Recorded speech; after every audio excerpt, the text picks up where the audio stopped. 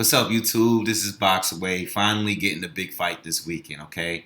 Thank God this fight is going to be on the zone because this would have definitely been a pay-per-view fight. Danny Jacobs against Canelo Alvarez, man. Um, First off, I want to say Danny Jacobs, very proud of him, man. Big fan of him. I'm rooting for him. I don't know if he's going to win the fight, but I'm definitely rooting for him to win this fight. Guy's been through a lot. He's taken losses. He's been knocked out. He's beat cancer.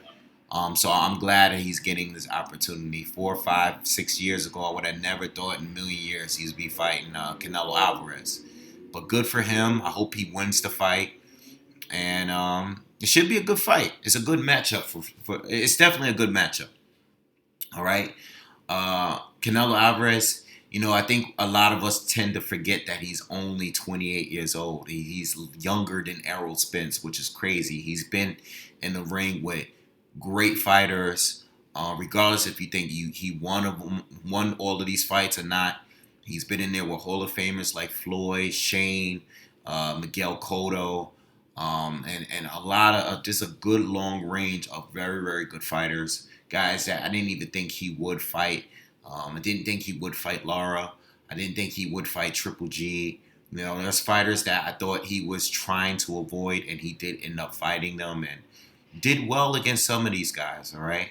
So I know in the comments, usually when I do videos on him, people are going to be critical. They're going to bring up his failed drug test. They're going to bring up the fact that the judges are on his side, and and listen, I think it's fair game. It is what it is. That's just the way it is. When you fail drug tests, people will always bring it up. When you have close fights and you seem to get the judges seem to be always towards your side when the fights are close or competitive, people are gonna bring them up. But it is what it is. Canelo is still a very, very good fighter. He is a pound for pound caliber fighter. And we'll see how the fight goes this weekend. All right. So anyway, resumes. If you combine these two, these guys been in there very highly experienced fighters. From 168 down to 147, these guys have fought a lot of long range of fighters. And these guys are very balanced, well balanced fighter, the both of them. Okay. When I think of Danny Jacobs, I think of a guy that when I see him fight, he can fight. Obviously, he can fight from both stances. He can fight orthodox southpaw, big power, good speed, good counterpunching ability. All right, he can fight inside fight. He goes to the body well. He can fight a rangy fight. He has a good jab. He's active in there. He can fight aggressive. He could be a lot more reserved. He can fight any kind of fight, any way. He makes many adjustments in between fights. He's a good fighter, man. He has a good resume. He's a great fighter. He's a nice guy. He's a gentleman. He's good. When I think of Canelo, comparing him to Danny Jacobs, he might not be able to do everything that Danny Jacobs does, but like some of the things that they both do extremely well, like going to the body, just feel like Canelo does it a little better. I feel like Canelo has better speed. I think his timing and just his punch placements and his position, I think is just a little better. Danny is great at all these things. He's very good at all of these things, but I think Canelo's great at some of these things. I think his counterpunching is a little better. I think he's just a little sharper. I think his punches hit the target a little better. He's just a little bit more crisp than Danny. Danny has the height and reach advantage, and he knows how to use it, unlike a Rocky Fielding. Okay, but Canelo's tough. Canelo's tough, and he's capable of taking some of those tools that you have away. The good thing about Danny, though, is that he can make plenty of adjustments. And he has great stamina, okay? Better conditioning than Canelo, in my opinion. I don't know which Canelo we're going to get. Are we going to get the Canelo that was a little bulky in the Triple G first fight? Or are we going to get a slimmer version of Canelo that we got in the second Triple G fight. Which one are we gonna get? All right. Speaking on Triple G, the way I look at the 3 fights that they've had with Triple G, okay, all 3 different fights. Danny had the first fight, and I felt like Danny did a better job at neutralizing Golovkin through a period of 12 rounds. Now, understand what I'm saying. Overall, I think when Canelo was winning against Triple G, I think it looked better. I think he looked more effective when he was landing his shots. But I think Danny did better throughout a period of 12 rounds. Okay? And I think him being tricky, him being a bigger fighter that fight, all right? Skipping the same day weigh-in, I think that played a huge role in his fight. I think that his punch resistance was better because I think overall Canelo has a better chin, without a doubt, between the two. But I think that punch resistance was better because he was bigger. He didn't do because of the IBF rules and everything. Triple G had to stick to those rules, which Danny Jacobs didn't, because he was more focused on actually winning the fight. He was more concerned about that than trying to cut weight and not rehydrate because of IBF ruling of coming in only 10 pounds, limited to 10 pounds on the same day as a fight. Okay? So he came in with that advantage, and I think that did play a part. That definitely does play a part. If it didn't, the rule wouldn't be there. So Danny looked very big that night that he fought Triple G. Okay. So I think him being able to switch from left to righty at will.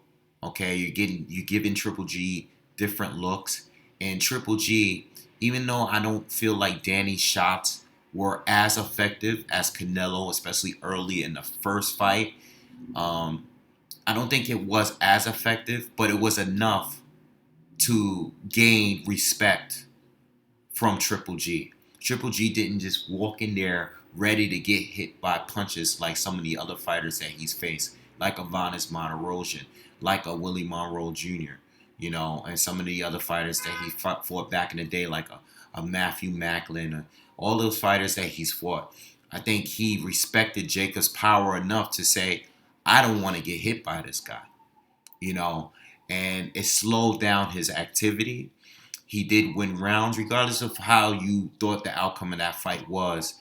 It did make Golovkin wary of getting hit by Daniel Jacobs, unlike Kell Brook, who was boxing well, but just couldn't maintain that because Triple G was a bigger guy.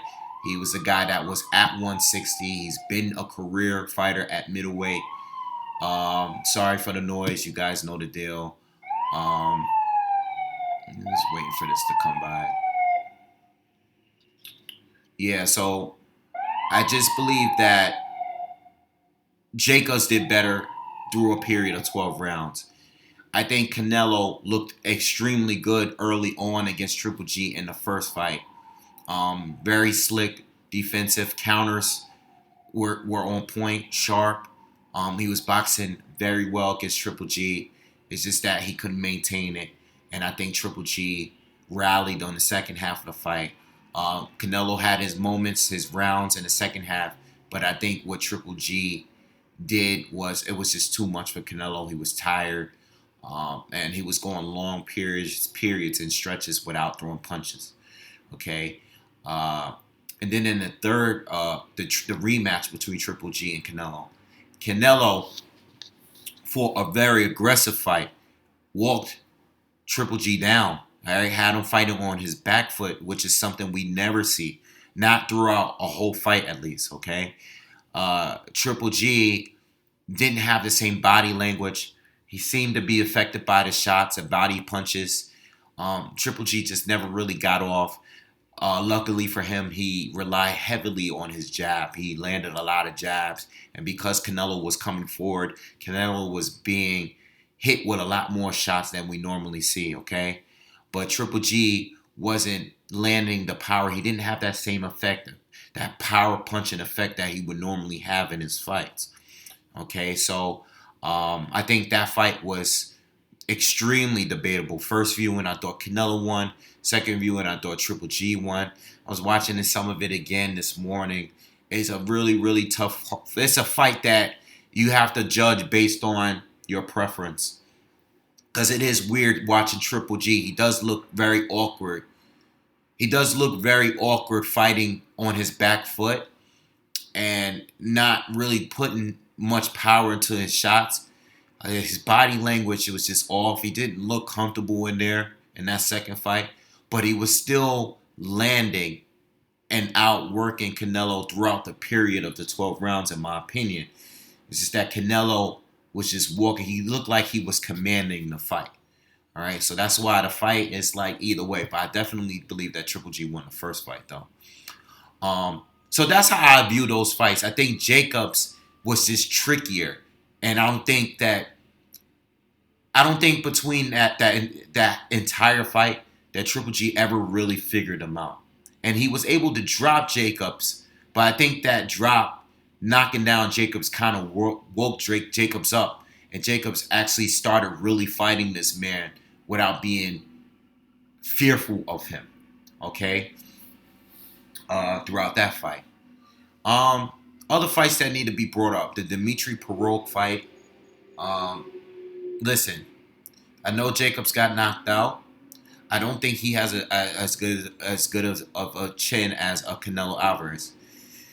But what Dimitri Perogue was bringing to Daniel Jacobs, don't expect that from Canelo.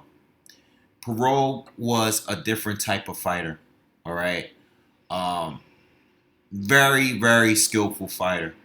And I don't even see Canelo being on that level, because I'm not saying that Canelo's not better than Perogue, but the things Perogue was doing to Danny Jacobs, it was just too much. Too much upper body movement. The punches, the angles. He just couldn't figure out a guy like that. You know, it's Perogue, the way that he was moving in there reminds me of Lomachenko. All right?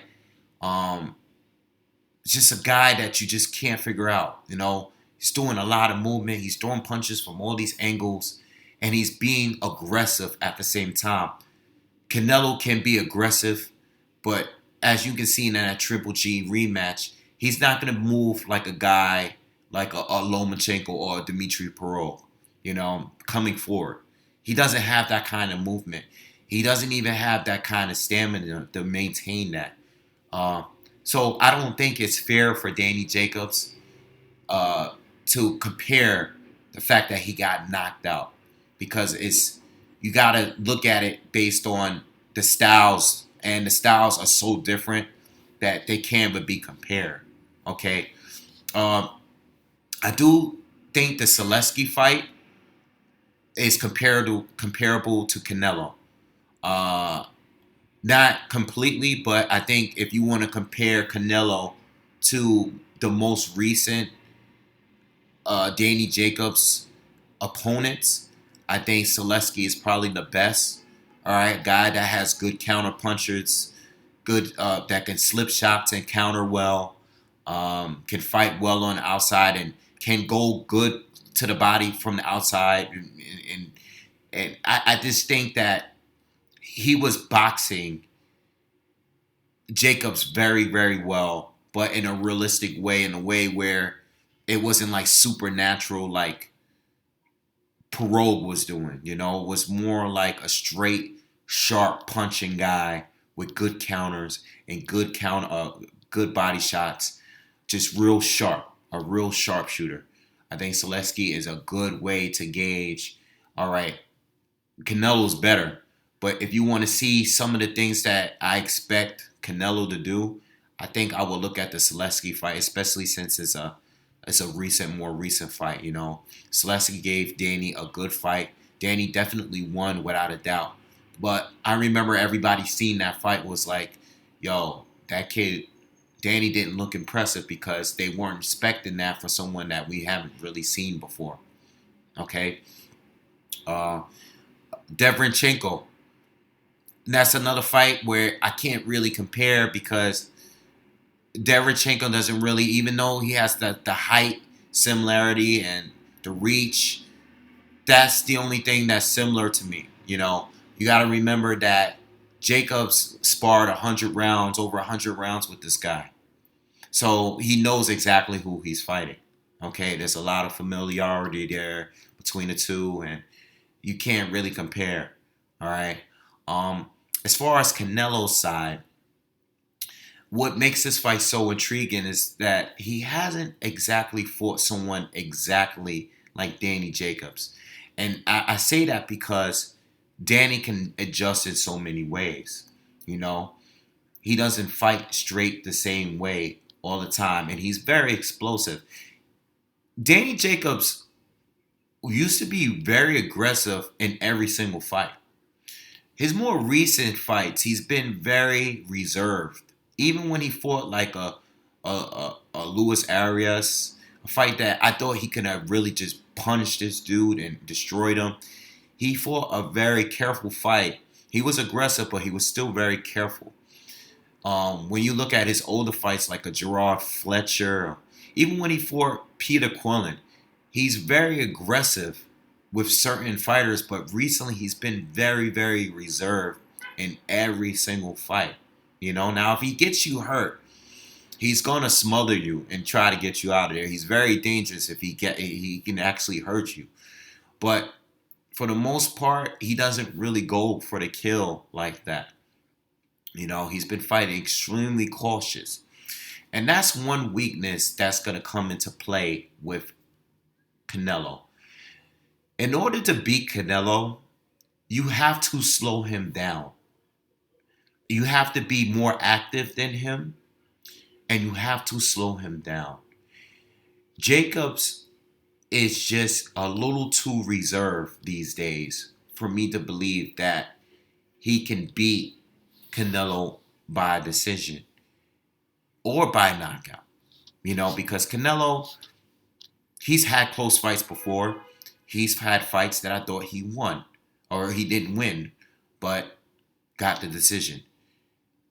You have to really beat Canelo. And in order to do that, you have to slow him down. You know, um, can Danny Jacobs hurt Canelo? Yeah.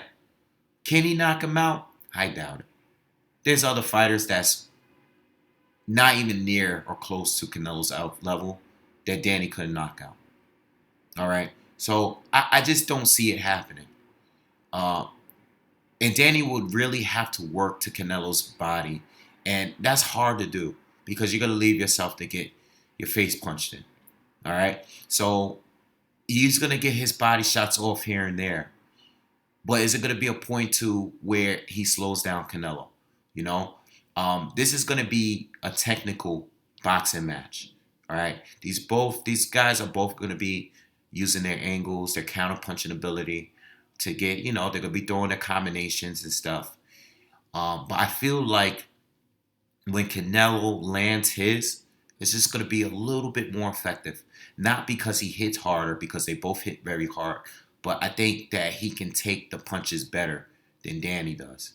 You know, what I'm curious to see is what Danny does, what style fits him best against Canelo. Is he going to be going back and forth from orthodox to southpaw? Is he going to do mainly southpaw, a little bit of orthodox? Is it going to be mainly orthodox with a little bit of southpaw? I don't know what he's going to do. Is he going to try to sit in the pocket with Canelo at times? I'm curious and I'm interested in seeing that, I think that's a little dangerous because Canelo is a very good, he has a very good inside game, very good body punching. I don't know. But all in all, I think Canelo is still a little bit sharper. A little bit sharper, And I think that's why I give him the edge in this fight. I think even though Danny does everything well And I think he has the ability to outbox Canelo. I just don't know, man. I think he can possibly outbox him if he can slow Canelo down and Canelo can get tired by the second half of this fight. But you also, you got to go back to the weight thing.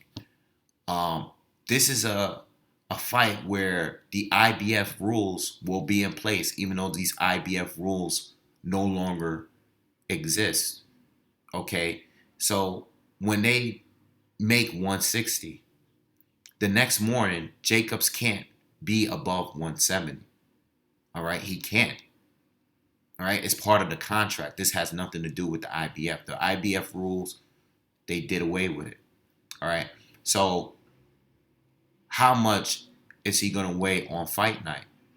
Will he be able to take the punches as well as he did against Triple G? I don't know. I believe he will. I believe he will. I mean, he's still a big guy. He's still a career middleweight. So I think he can take the punches. But Canelo hits hard and he goes to the body well. And I think if Canelo, if his game plan is to go to the body well and he start opening up that upper area, I think we're more likely to see a knockout from Canelo than we are from Jacobs, because that has been Canelo's game plan for a while. He was killing Rocky Fielding's body. He was ripping Amir Khan's body.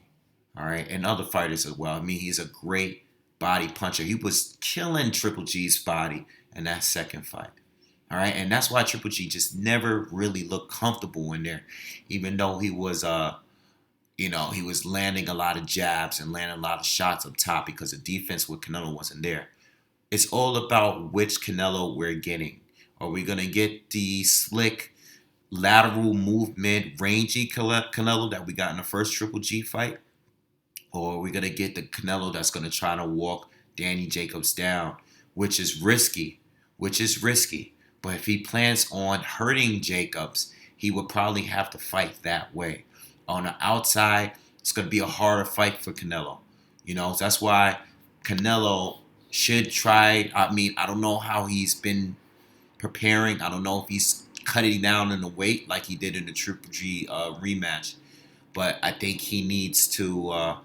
I think it would be better if he slimmed down and try to fight a longer fight and bring more pressure than just being on the outside trying to outbox Danny Jacobs from a rangy standpoint. He could do it. Not saying he can't. He can do it and may still be able to win that way. But I don't know. These are guys that can switch it up mid-fight. They've done it plenty of times. Things don't work. They make adjustments. They tune up. They switch it up. And then we'll get a new version of them mid-fight. So I'm very, very interested in this fight. I got Canelo, though. I think it's a 60-40 fight for Canelo. I just think Canelo is just going to do... I just can't see Danny doing enough to secure the win like that. Especially with a guy that can switch it up. He would have to really fight a perfect fight in order to secure the win. And I can't see Danny, as hard as he hits, I can't see Danny stopping Canelo. I mean, listen, if he does it, great for him. But I just can't see it. So I got Canelo winning this one by decision. I think it's going to be a close fight. But I have Canelo winning this one by decision. All right, it might even be a majority or a split decision, but I got Canelo winning this one. All right, so let me know what you guys think. I'll probably do more videos and response videos too, because I know I'm gonna get a lot of comments, and I'm probably gonna talk about the weigh-in later this week and all that kind of stuff. I might even do a final video if anything else come up, any points I didn't bring up. But love the fight, and I'll see you guys after the fight. Peace.